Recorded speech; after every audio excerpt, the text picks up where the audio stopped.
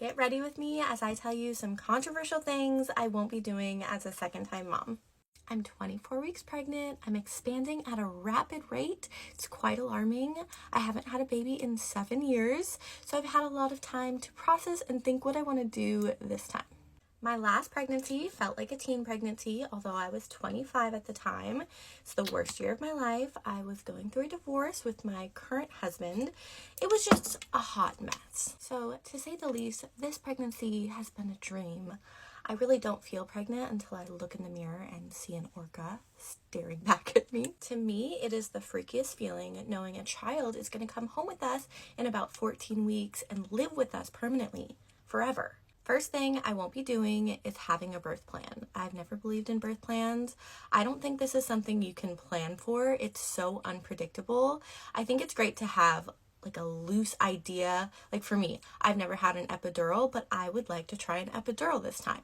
But if that doesn't happen, it's okay. I just feel like you don't need to set yourself up for disappointment in case it doesn't go the way you envision it. As long as there's a healthy you and a healthy baby on the other side, that's all that matters. You don't need a 3-page list of expectations because guess what? The baby is coming out one way or another if you like it or not. Second thing I won't be doing is making a nursery.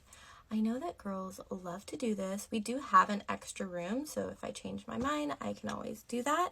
But I just feel like it's so unnecessary. Don't get me wrong, I love design. I love creating beautiful spaces, but they don't use it. Like, he's gonna be sleeping with us for probably the first year.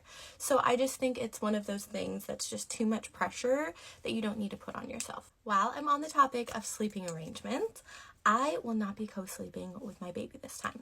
I know you're probably like, well, duh, Kelsey, everyone knows that. But I actually did not know that. When I had my first baby, I was super depressed. I did no research. I did not care. I was just in a really dark place, and we co-slept. Thank God she lived, but I really had no idea that it was so dangerous. So I've been educating myself, trying to learn all that I can. This time around, he will be sleeping in a bassinet next to our bed. This next one kind of goes along with the sleep thing, but I will not be creating a perfectly zen environment for my baby. I want there to be noise. I want there to be lights and action, obviously in reason. I don't know how he's going to sleep, and that's what I'm most terrified for because I love my sleep. I'm not a nice person when I don't sleep, so that is a little bit jarring to think about. But I just know that babies, when you create certain environments, they're going to cling on to that. So the more chaos in my mind, I just want him to get used to it, get used to the action. So buckle up, buddy. Enjoy the party. And we're going to have a great time figuring it out together. Okay, next thing. This is a wee bit controversial. Do I want to talk about this on the internet? I'm unsure. But what's the worst that can happen? That was my famous last words. Breastfeeding. Okay, I know this is such a divisive topic for some reason, but my thought is, well, especially if you're a man, if you do not have a gland that produces milk from your body, you do not get an opinion. I still try to wrap my head around why people care so much about how you feed your child. As long as they are being fed, they're not neglected, they're happy and healthy, why do you care? That being said, I will not be exclusively breastfeeding my baby. I am going to give it a shot for the first month. When I had Kenzie, I felt so much pressure around this issue. I was in such a bad mental headspace. It was extremely draining, painful. It made you feel like a failure if you didn't do it. There's a lot of judgment if you don't want to breastfeed. I remember so many days sitting in my chair, sobbing, hooked up to a machine, my udders are pumping and secreting juices to provide for my child. And that is a great thing, and I think it can be beautiful. But for the mentally unwell, it is so taxing.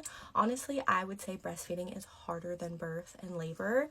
That was my experience. I'm not trying to project that onto everyone, and I know that some people do love it, but I don't want to be the only one providing and taking care of my child the whole time. You're still going to feel connected to your baby. Your baby is still going to love you the same exact way, no matter if you formula feed or breastfeed. Fed is best, and don't let anyone tell you different, because frankly, it's nobody's business. Motherhood, no matter how you slice it, is such a beautiful, fulfilling experience. By far my favorite part of life. It's so many emotions wrapped into one, a lot of highs, a lot of lows, but the love you have for your babies, I'm telling you, it is unreal.